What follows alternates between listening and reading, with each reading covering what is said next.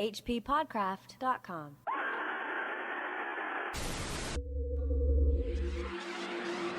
The 3 3/4 minutes which it is necessary to wait while the time lock is opening are to me golden moments. From that instant, I set the combination to the moment when I grasp the knobs and swing back the solid steel doors. I live in an ecstasy of expectation.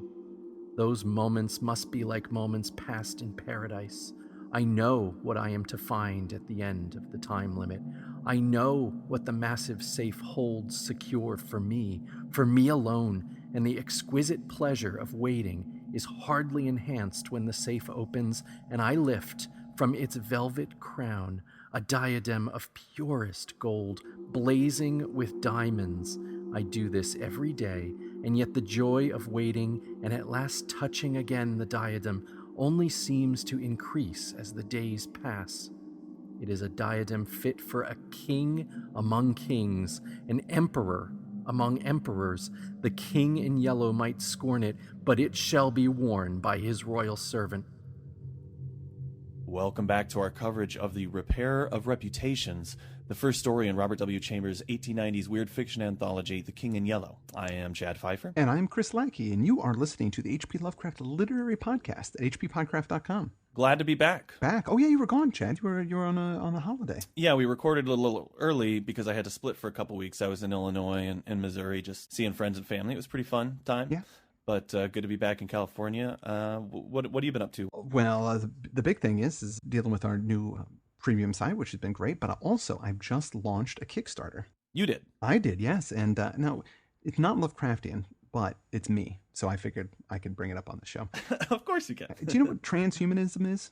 I'm somewhat familiar with it, but mostly because of things you've told me.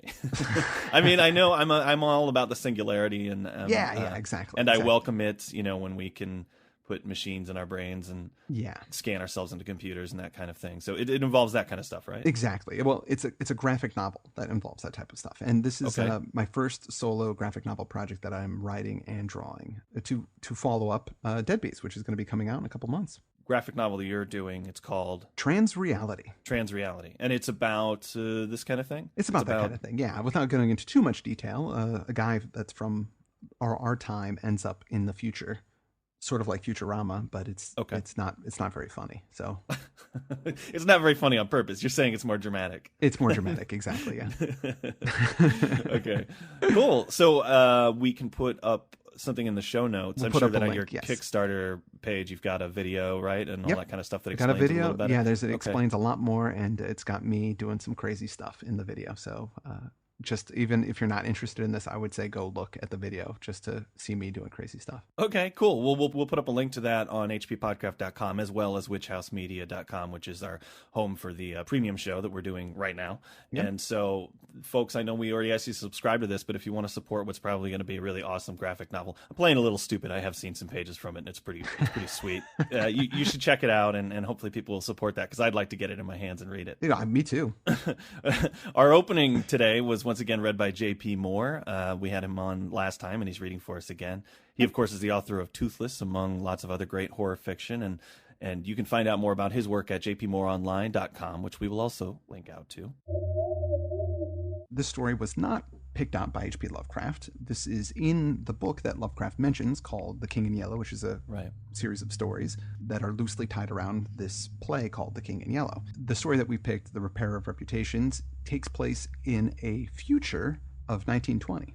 Or maybe not. Or maybe not, right, because our narrator is unreliable, some might say insane, and he's the one that gives us the description of the future world that he occupies. When we last left this story, he had met with his co-conspirator, Mr. Wilde, who is the titular repairer of reputations. Yes.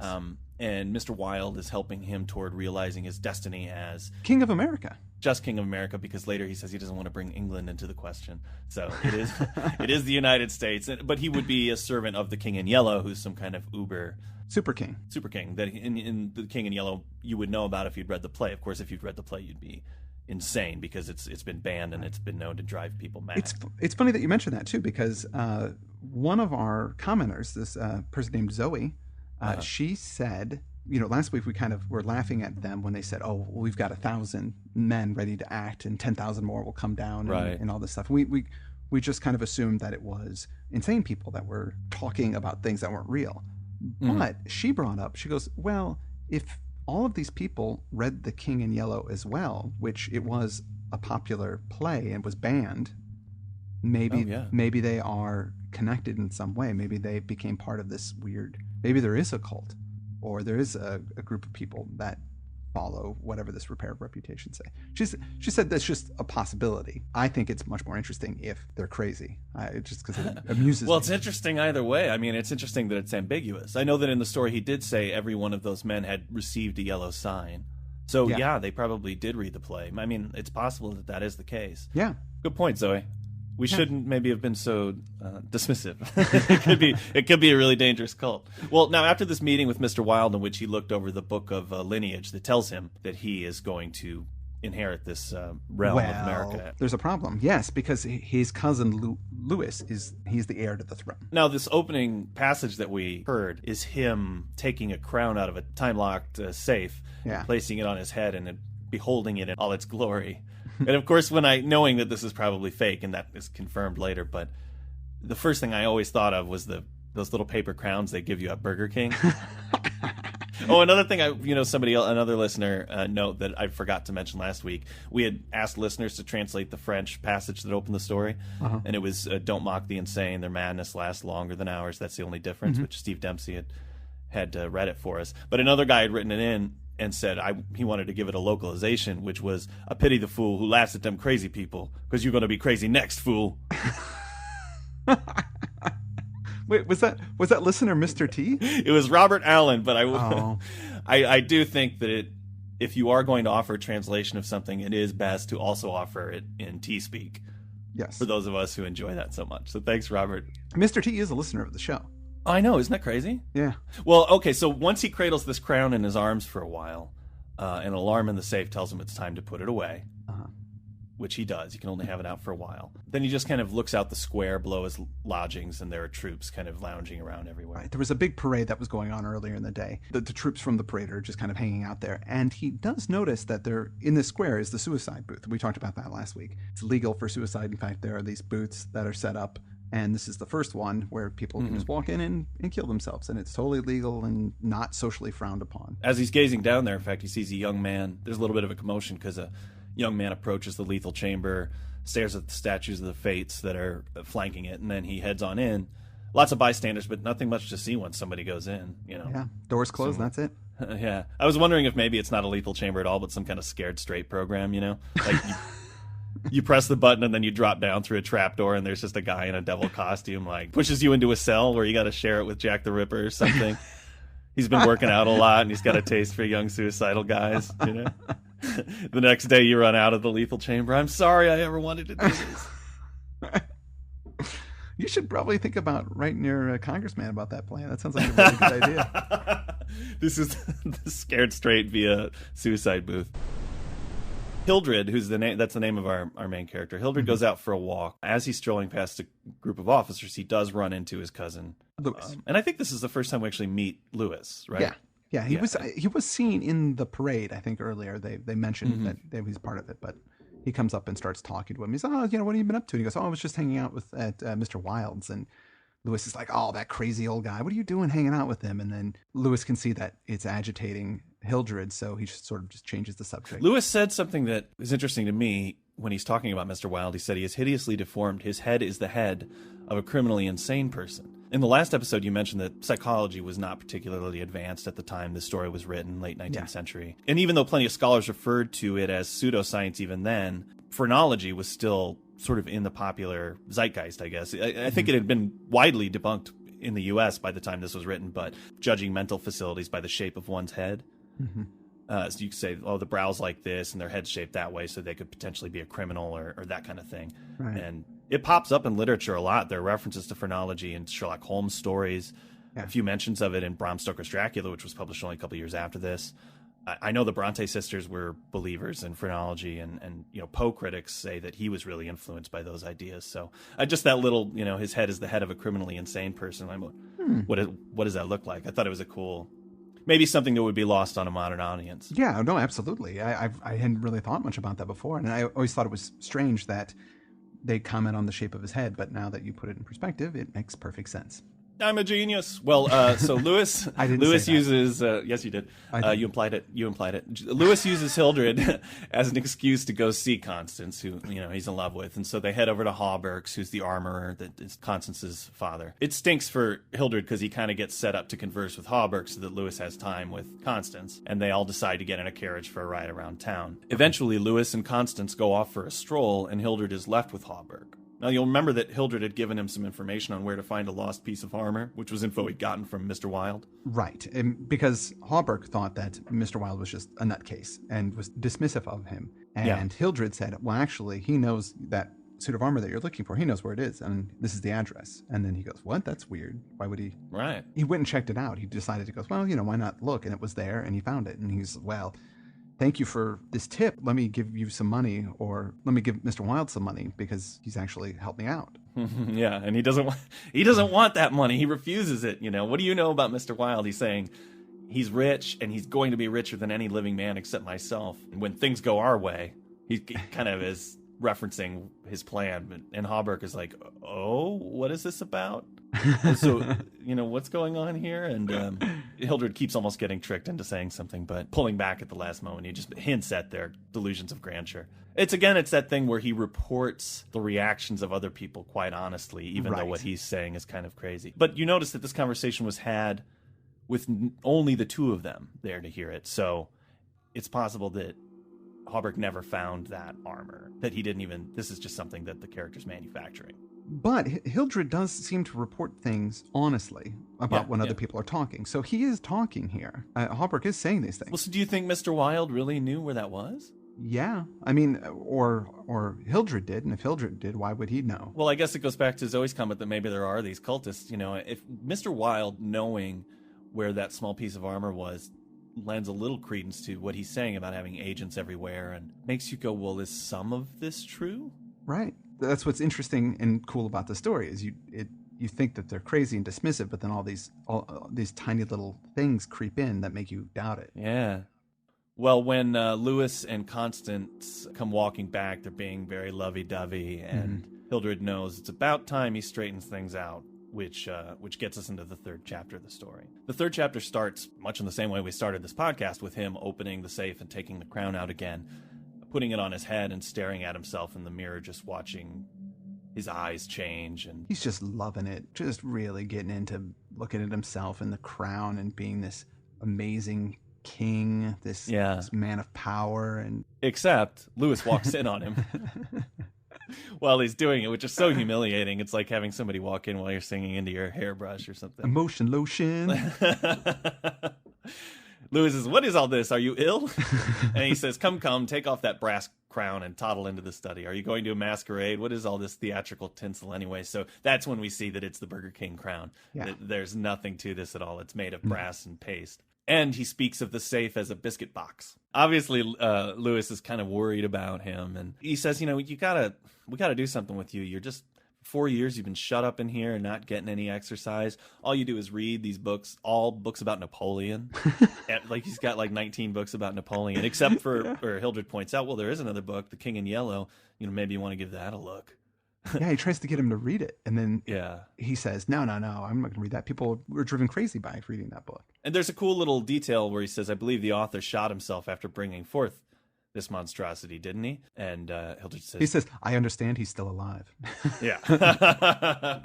And Lewis says, okay, that's probably true, because bullets couldn't kill a fiend like that. Nobody's quite sure what the fate of the author is. It reminds me of Abdul al-Hazred with the Necronomicon. Right. Spirits ripped him apart, they say, or maybe he went here and is still alive in the Nameless City, or you know what I mean? There's this mystical kind of legendary, there's these myths about the author. Definitely was an influence on H.P. Lovecraft. Oh, yeah. Lewis's real purposes for coming up there was to confirm what Hildred already suspected, which is that he's going to be married to Constance, sweetest girl on earth. And he's also going to get promoted, I think. Captain. He actually asked Hildred to be his best man. That's the thing about this, too, is Lewis is really nice to him and is a good cousin throughout the whole story. And he just genuinely seemed to have his well-being in mind. Hildred's. Yeah, these conversations are really well scripted. You know, you can see him nicely humoring him and trying not to make him feel bad about himself. Yeah, and still wants him to be his best man at his wedding. So obviously he's got real feelings for him. The only thing Hildred wants out of him is that he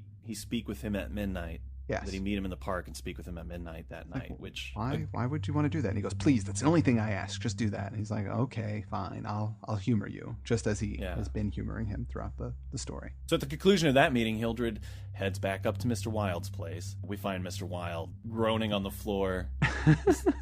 His clothes torn to shreds. The cat hasn't just been ripping up his face. He's like, the cat's been taking his pants off and stuff, too. Things are getting weird up there. In fact, Hildred grabs a hatchet and runs around trying to find the cat so he can kill her, but doesn't. And he says, now is the time that we've got to deal with Lewis. It's happening. He's going to get married, and we can't allow that to happen. And he says, we're going to have an assassin take care of this. And that's when Mr. Wilde says, Vance, come in. Which is this weird man who's been crouching in the shadows, which Hildred didn't even see. It's a pretty creepy moment. He introduces him to Hildred and says, this is our future king. The repair of reputations, Mr. Wilde, has gotten him out of some trouble. He had been serving a term of forgery at Sing Sing, spent some time in an insane asylum, so he probably read The King in Yellow. He owes Mr. Wilde for taking care of some things, so he's basically his servant. They read aloud the history of the Imperial Dynasty of America to Vance, so he has a good understanding of why he's going to need to do what he does. And why does he need to do it? It's because Lewis and Constance get married. Well, Lewis is actually the king. He's the rightful king of the Dynasty of America. Right. If he has a child and then dies, the child becomes king. Right. That would take Hildred right out of the equation. So he wants, before any kids can possibly come about, he wants to make sure that the woman is out of the picture. Because Lewis can go into exile fine. It's especially bad with her because she is the hiding daughter of the Marquis of Avonshire.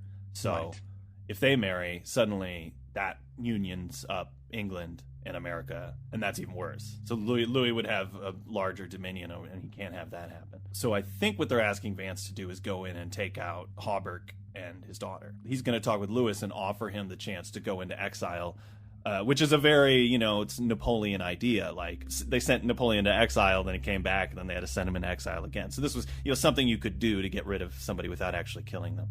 Yeah. And then so they write out some sort of execution order, and Hildred signs it with his name, Hildred Rex, his first writ of execution. And Vance carries it off to do whatever that business is going to be. And then Hildred heads down to the park so he can have this midnight meeting with Lewis. And Lewis shows up right on time, and then this is where, you really see what a good guy Lewis is in this conversation, I think.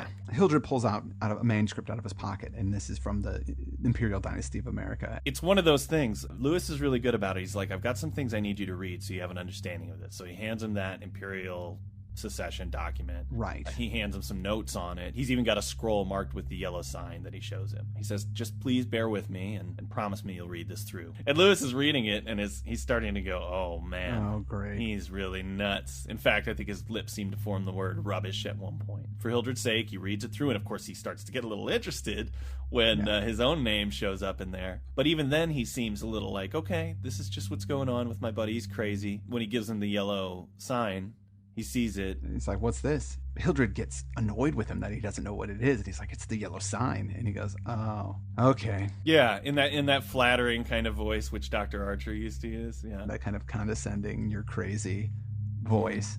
He says, I began to speak very calmly. Dr. Archer knew about this, and he kept it from everybody, and he tried to keep me down, and he wanted you to be king, not me. The whole fall from the horse and putting him in the asylum, that was Dr. Archer's plan to keep him from becoming king. Hopefully driving him insane or poisoning him with the drugs that they were giving him. So Hildred says, I visited him last night, and the interview was final. Yeah. So this is what he's been talking about all along. He was going to take care of Dr. Archer. And he wanted to do it himself. He really had a vendetta against that guy. So he killed him. Right, which is when Lewis stops humoring him and thinks, this isn't my harmless crazy. I mean, like, this is the harmful kind of crazy is happening, and I didn't see it before. He says, well, there's also, I had the final interview with him, but there's also some more people that need to be interviewed.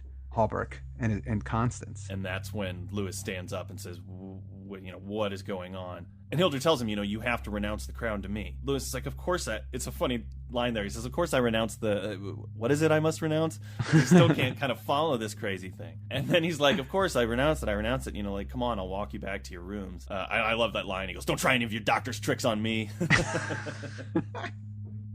He says, you renounce the crown and I'll grant you exile. If you refuse, you're going to die. When Lewis is trying to kind of calm him and get him back to his rooms, he pulls out a knife and says, you're going to find Dr. Archer in his cellar with his throat cut. And this is freaking Lewis out. And then suddenly a man comes running up. Oh, right. and runs right into the it's Vance. He runs right into the lethal temple. Vance just runs, comes running down. In my head, he was naked. I don't know why. It's not. Yeah, in the me story. too. Why is that?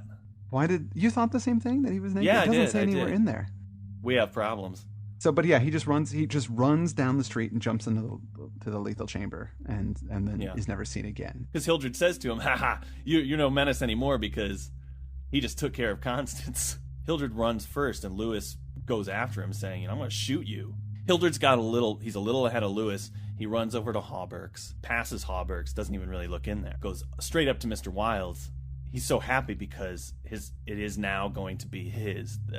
He's going to be the king. Yeah. He bursts into Mr. Wilde's and he says, it's done. Let the nations rise and look upon their king. But he can't find Mr. Wilde. But he runs over to the cabinet. He takes his crown out, draws on his white silk robe, which has the yellow sign embroidered on it, puts the crown on his head, and he's just sort of, this is I'm king by my right, and Hastur king because I knew the mystery of the Hyades. He's just enjoying this so much. But then suddenly he hears in the passageway a man groan. I seized the tallow dip and sprang to the door. The cat passed me like a demon, and the tallow dip went out. But my long knife flew swifter than she, and I heard her screech, and I knew that my knife had found her. For a moment, I listened to her tumbling and thumping about in the darkness, and then, when her frenzy ceased, I lighted a lamp and raised it over my head. Mr. Wilde lay on the floor with his throat torn open. At first I thought he was dead, but as I looked, a green sparkle came into his sunken eyes. His mutilated hand trembled, and then a spasm stretched his mouth from ear to ear. For a moment, my terror and despair gave place to hope. But as soon as I bent over him, his eyeballs rolled clean around in his head, and he died. Then, while I stood, transfixed with rage and despair, seeing my crown, my empire, every hope and every ambition, my very life lying prostrate there with the dead master, they came, seized me from behind, and bound me until my veins stood out like cords, and my voice failed with the paroxysms of my frenzied screams. But I still raged, bleeding and infuriated among them, and more than one policeman felt my sharp teeth. Then, when I could no longer move, they came nearer. I saw old Hawberk, and behind him my cousin Lewis's ghastly face, and farther away in the corner a woman, Constance, weeping softly. "Ah! I see it now!" I shrieked. "You have seized the throne and the empire. Woe! Woe to you who are crowned with the crown of the King in Yellow!" Editor's note: Mr. Castaigne died yesterday in the asylum for criminal insane. And that's the end of the story. Oh, that is the end of the story. So, yeah, none of that happened. Those people, they didn't die. Constance wasn't killed. Hawberk wasn't nothing. Yeah. That Hildred killed Wilde? That's entirely possible, but why would he? Yeah. No, there's no. Unless, Mr. Wilde is not who he's been characterizing him to be either. I don't know. I mean, I don't even know if that lethal chamber's out there. It might just be a phone booth. Right. A lot of these things might not be real. And was the doctor really killed? Did he really slit the doctor's throat? I tend to believe that he might have actually done that. That's the thing that makes this interesting, because you can have a story in which everything is unreliable. Why would I want to read that story? Because if there's no weight of truth to it, you're just listening to somebody's dream, essentially. I mean, it's not interesting. But this does the kind of thing where it plants certain things that seem true, right? Right. And the editor's note is that Mr. Castaigne died yesterday in the asylum for the criminally insane, meaning that he performed a criminal act. Is that the murder of the doctor? Is that the murder of Wilde? Is that... I think it was the murder of the doctor. I think that I think Vance was an entirely unreliable person. So he probably maybe even tried or attempted the murder, but as soon as, he saw what he was going to do, he couldn't handle it, and so he ran off to kill himself. Well, I even wonder if Vance was even a real guy, because the way he kind of came out of the shadows in Wilde's room made me think that maybe he wasn't real. Well, one thing that is made reference to earlier is when Hildred is walking through the park, he gives some money to a homeless man. And then there's another homeless person who asks him for something, and he doesn't have anything, so he gives him a piece of paper with the yellow sign on it. And that person looks at it meaningfully and folds it up and puts it away. So is it possible that it's the homeless people or the tramps or whatever that he thinks those are his army? Like these people that are just other crazy people? Could be. And that Vance was just one of them running through the park like anybody would, because the park is where he was finding them. Where I want to stand with it, or at least what I feel is the truth of the story, is that there was something going on. There was this cult of the King in Yellow. There were these people that were driven insane, and from this insanity they got some sort of insight. Yeah. However, this insight is clouded by their madness. So this whole thing about being king of the American Dynasty, it's not really what was going on. It was just sort of filtered through his idea of what aristocracy is and what kings, but he was going to be a servant of the King in Yellow. Yeah, I think so. I think it's a group delusion. I think it's a group delusion that was shared, and that's just sort of filled. That's what I'm taking away from the story. I could be wrong. Sure. I don't know if the suicide booths were not really there, or they were. You're right. That might be one of the bits that's not legit. It's hard to know, but I just really like it. It's fun to talk about. It's so fun to talk about. It's so fun to talk about, yeah. Well, you need something. I mean, the fact that it is maybe some kind of cult, it follows that pattern where you have a leader who has these delusions of grandeur. I'm reincarnation of Christ, or I'm the only one that speaks to God. Yeah. And I can get everybody. I mean, it follows that same kind of pattern. We're going to kill the right people. I'm talking like Charles Manson or Jim Jones. Sure. These jerk-offs that, But they had followers, and part of it was because they had confidence that they were right, and there was some kind of divine right that they had, and that people fell for it, and it was preying on people who had problems mentally or had problems socially. And so we're looking for leadership, or looking for some kind of, there is meaning to what we do, and everybody else is wrong and we're right. One thing I wanted to bring up, because it connects to a story we're going to do in 2 stories from now, The Yellow Wallpaper. That was actually published in 1892. Yeah, when it was rejected for publication in 1891 by a physician who claimed it would drive anyone mad to read it. Yeah. It's been suggested that actually the Yellow Wallpaper might have been an influence on the play The King in Yellow, dealing as it does with mental illness. Pretty soon we're going to have a nice discussion about what was going on in this time in history with Andrew Lehman, and we still have yet to name this segment what we're going to call it. Right, but it'll be a little bit of history about this period, and maybe how all this literature connects. I can tell you that next time we're going to do another story from this collection by Robert W. Chambers. It's called The Yellow Sign, and that's the story that Lovecraft specifically called out in supernatural horror and literature. It's a really cool story, and Andrew's going to read that one for us. So it's going to be the old school H.P. Podcraft treatment on a very creepy story with lots of good gothic horror in it. So I hope people will join us again next week. Yeah, please do. As we delve into that. I want to thank J.P. Moore for doing our readings over these 2 episodes covering the repair of reputations. He did a great job. Please check out his site, jpmooreonline.com. Also, look at our show notes and make sure you go over to the Kickstarter page where Mr. Chris Lackey is. Yeah. Please check out my Kickstarter. It's and I think it's going to be super cool, and it's not Lovecraftian, but I think it's something this audience will like a lot. So hopefully you'll go over there and hand him a couple bucks and get that going. Next week we're going to have the first part of The King in Yellow, but the following week we will be taking off. We're going to take off the weekend. We'll be back in September. Right, because that's the extra week. Yeah, we have 5 Thursdays in August. And then when we're back in September, we'll do a little more coverage of supernatural horror and literature, and we'll be covering The Yellow Sign, and then I think we'll be getting into all kinds of other great stuff, Algernon Blackwood and Arthur Macken. Also, thank you for subscribing to the show. Without you subscribing, we would not be doing this. That's right. Please tell your friends, tell your neighbors, tell people you don't like to subscribe to the show and tell everybody. Help us out. Tell everybody. Because we're trying real hard here. And with that, I am Chris Lackey. I'm Chad Pfeiffer. And you have been listening to the H.P. Lovecraft Literary Podcast. At hppodcraft.com.